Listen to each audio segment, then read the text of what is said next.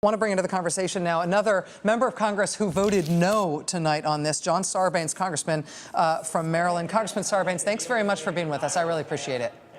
Thank you. Why did you vote no, and did you expect the outcome tonight when the vote finally came down?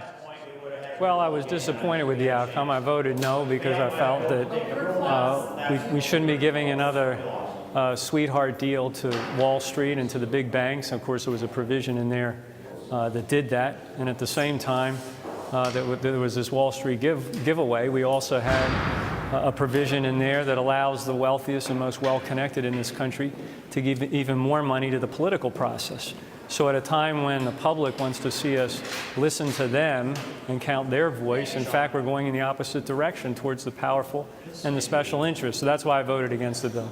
In terms of what happened over the course of the day, some of the drama today, there was this procedural vote that happened in the early afternoon in which 0 Democrats crossed over and voted with the Republicans to move it ahead in a procedural level. At that point, I think it was a real wake-up call for a lot of people that the Democrats might stand together on this, and that they might say no and deprive the Republicans of their votes to pass this thing. What happened between that procedural vote and then tonight that put more than 50 Democrats on the Republican side when the final vote tally came down?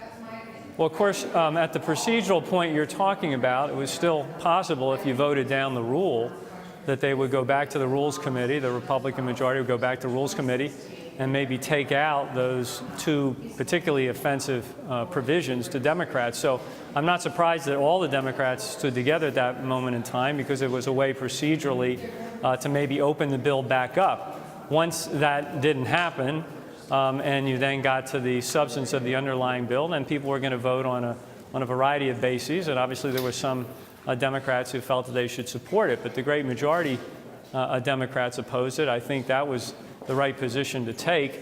The great majority of people who supported this in the end were Republicans, and I think they showed that they stand with Wall Street and the big banks and for the big donors out there, and not with everyday citizens across the country. And you know, I think that they'll learn a lesson from that over time, because the public's angry. The public wants to be heard. They want us to turn our attention to them. Congressman John Sarbanes of Maryland, thanks for joining us tonight, sir. I know it's been a long and stressful day. I really appreciate it, sir. Thanks very much.